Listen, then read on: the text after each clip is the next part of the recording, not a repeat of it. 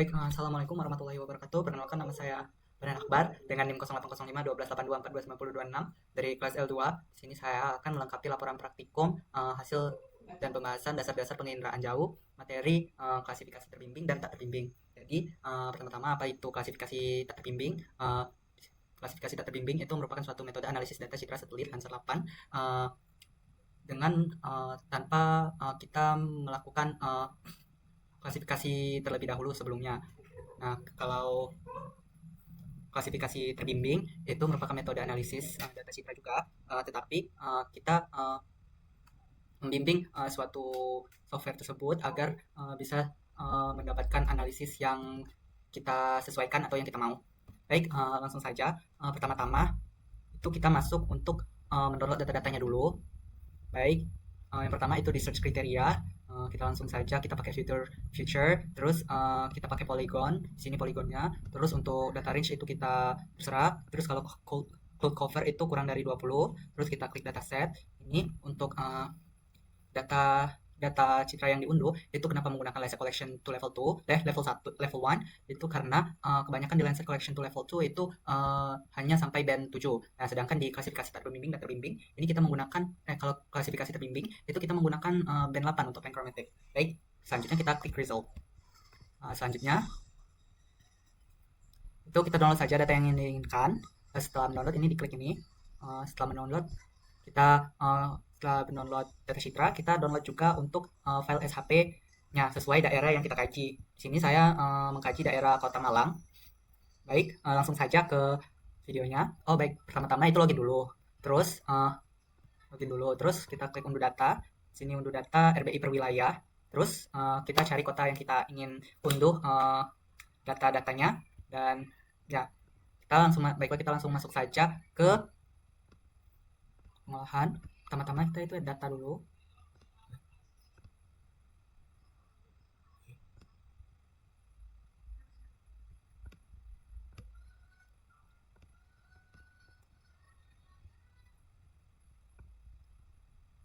Kita masukkan datanya. Pertama add data, kita cari.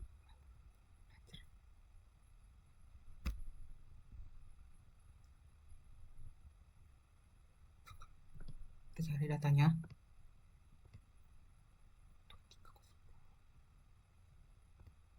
Sebelum itu kita ekstrak dulu. Setelah di ekstrak, baru kita bisa men-add datanya.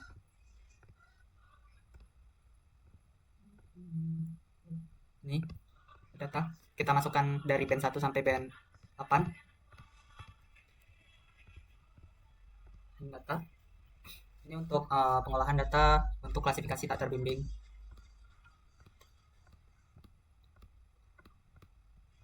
Baik, setelah ini kita ke search, kita klik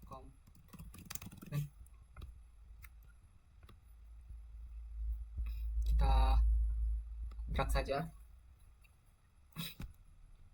kita tunggu. Setelah ini kita buat file geodatabase-nya.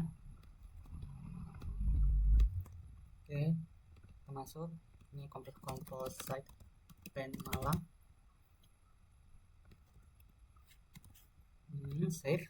Oke, kita tunggu pengolahan composite band-nya.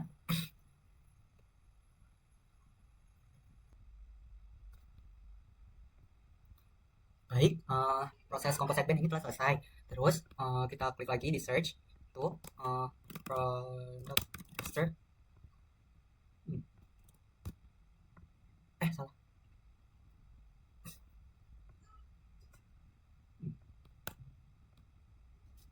Project raster, ini namanya project raster. Ini input raster, ini kita klik composite band. Terus untuk kita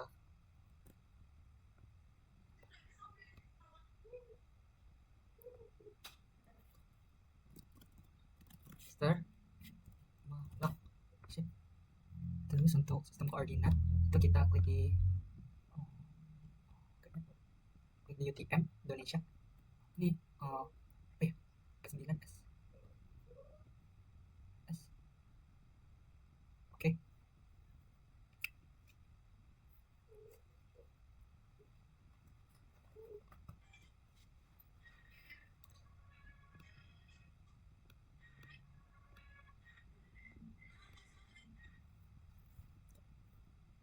Ini untuk hasil project rasternya.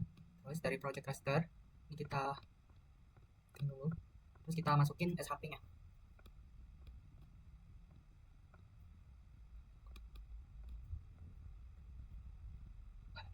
Gitu ya ketebalannya. Oke, apa? Kok gitu ya? Gitu ya ketebalannya. Gitu ya ketebalannya. Gini kah? Terus dari ini kita clip, clip. Sini kita pasti project raster. Terus ini indeks otomatis. Indeks ya. Terus ini bang, sip. Oke, kita tunggu pengklipan. Terus dari sini ya, ini untuk Kota Malang. Terus dari sini kita ke sini ya. Kita ke classification class. Baik, untuk clip ini kita ganti dulu bandnya, itu jadi band red itu jadi 4, terus green itu jadi biru tuh. Terus ke classification ISO cluster ini dulu, di ISO cluster ini kita klik Malang, terus nomor kelas itu 4, terus Malang tak terbimbing.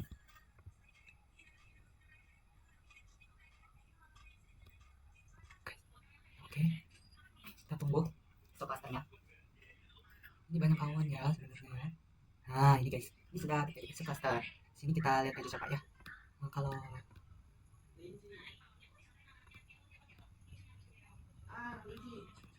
itu apa ya ya? Apa ya itu ya? Kayaknya gitu.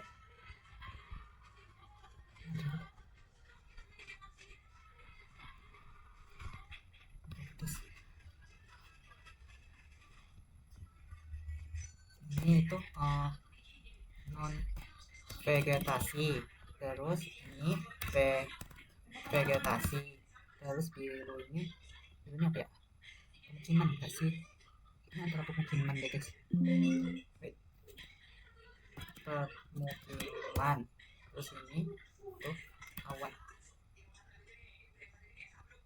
Tapi oke. Tuh guys.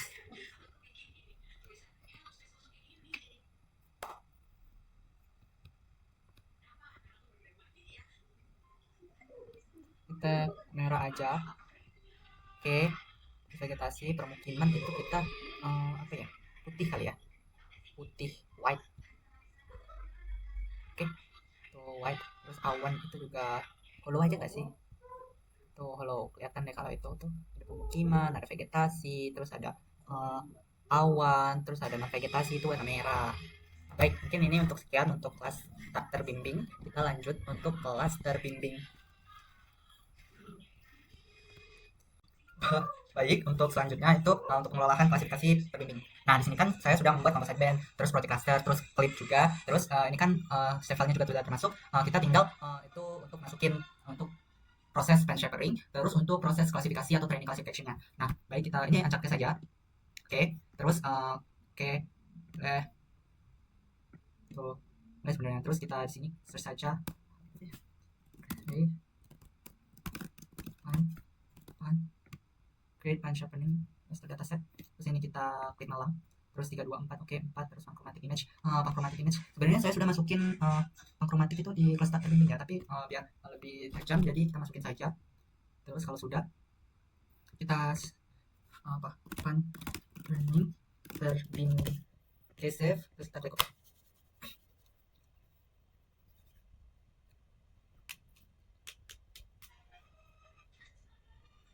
Kita tunggu proses band shapering-nya.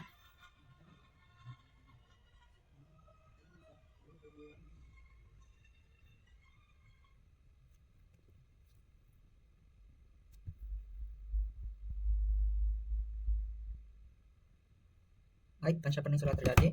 Ini kita juga sudah. Kalau band shapering sudah, ini kita masuk ke training sampelnya. Ini kita pilih itu clip, terus kita klik rectangle. Ini saya bingung sebenarnya. Ini untuk rectangle itu mungkin ini bisa untuk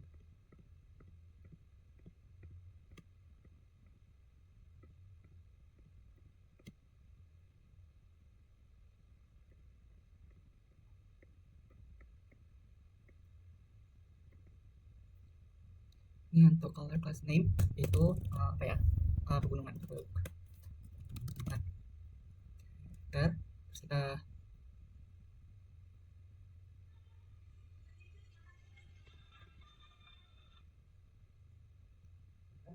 terus itu untuk permukiman, mungkin kita ituin aja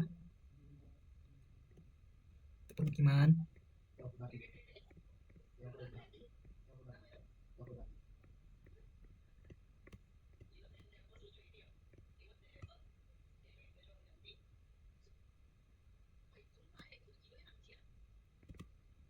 Terus ini apa ya, vegetasi olahan terbuka, terus enter, terus itu untuk apa dia,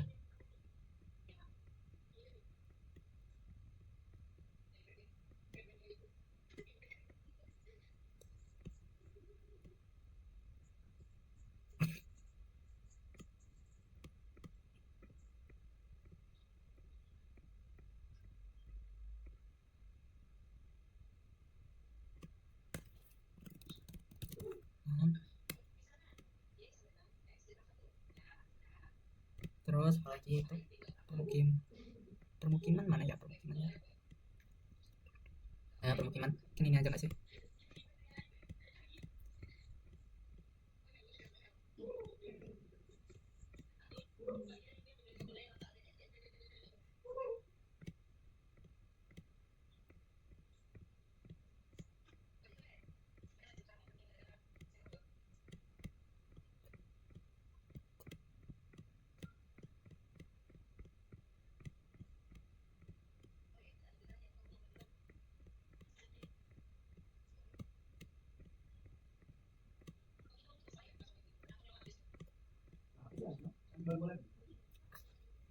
Itu permukiman.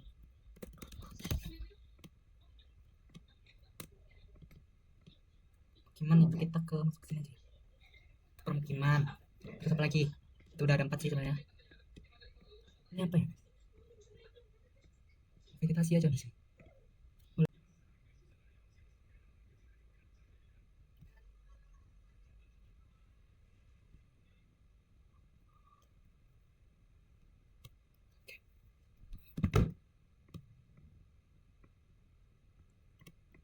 Baik, ke sini sudah ada beberapa yang saya buat training sampelnya. Terus ini kita klik create a signature file. Ini di terserah sebenarnya. Kita cari saja.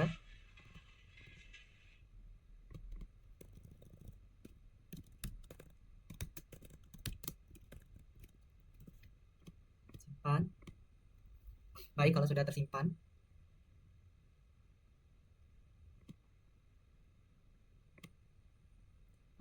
kita hapus saja. Terus dari situ kita ke interactive supervisor. Kita tunggu. Kayaknya ini aja deh. Becky or something. Oke, boleh. Jadi ini udah ada 11, yaitu yang kurang itu ada waduk guys. Jadi di sini tuh aku nggak lihat waduk. Di sini itu untuk ada ini pegunungan, di sini tuh ada pegunungan. Terus permukiman, ini tuh permukiman. Ini permukiman. Terus gimana warna ini, terus itu ada vegetasi. Terus vegetasi itu kayak gini. Tuh vegetasi. Ini kenapa ini ada pegunungan? Ini tuh jadi kan malamnya terlihat dua gunung kan. Jadi di sini sama sini itu ada pegunungan, terus vegetasi, terus sungai. Sungai itu nggak kelihatan di mana tuh. Itu ada sungai tuh guys. Ini satu. Terus mana lagi satu? Mana lagi ya? Kayak satu aja deh itu. Terus itu ada industri, ini kayak gini, kayak gini, kayak gini. Terus kayak gini industri tuh, ini industri. Terus ada banyak non vegetasi, kayak gini non vegetasi tuh. Vegetasi non vegetasi. Terus ada persawahan. Nah, ini salah satu yang terbanyak di persawahannya. Tuh, ini di sini. Nah, kan di persawahan ini juga ada bagian dari non vegetasi atau industri gitu. Tuh, vegetasi gitu. Terus ini ada awan, terus untuk ini ada jalan nih. Tuh, ini ada jalan. Ini, yang gini. Terus lahan terbuka ini sini. Terus ada pertambangan di sini. Mungkin sekian dari saya untuk kesimpulan. Untuk kesimpulan itu yaitu klasifikasi terbimbing itu merupakan sebuah itu salah satu metode untuk salah satu metode analisis data citra yang dimana kita tidak melakukan training sample atau melakukan pengkelasan yang ada pada citra tersebut, tetapi software itu sendiri yang bekerja untuk melakukan pengkelasan tersebut. Terus untuk terbimbing itu kebalikannya, itu kan kalau terbimbing itu kita harus melakukan training sample atau menentukan kelas-kelas dari data citra tersebut.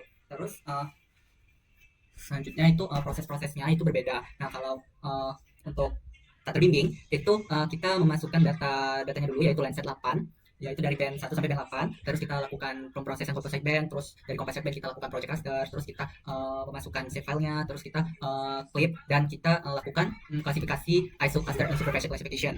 Nah, kalau terbimbing itu perbedaannya itu ada di patch patterning. Nah, kalau patch patterning itu menggabungkan data citra ini dengan band achromatic sehingga sehingga citra tersebut itu lebih tajam. Nah, setelah melakukan patch patterning, kita bisa melakukan classification, yaitu rectangle atau polygon untuk menentukan sampel-sampel atau kelas-kelas pada citra tersebut. Nah, sudah kita melakukan kelas-kelas itu, barulah kita melakukan interactive supervisor classification atau klasifikasi terbimbing. Nah, dari situ software akan bekerja untuk menentukan klasifikasi-klasifikasi yang telah kita tentukan sebelumnya.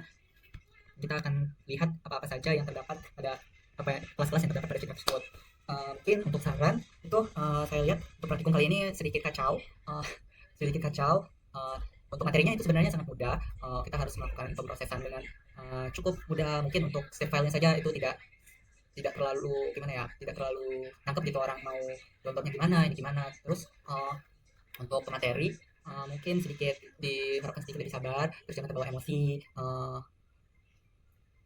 Mungkin bisa untuk tidak teriak-teriak. Mungkin kedepannya mungkin bisa ditata lagi bagaimana cara mengajar, terus juga bagaimana cara mendisiplinkan para praktikan. Terus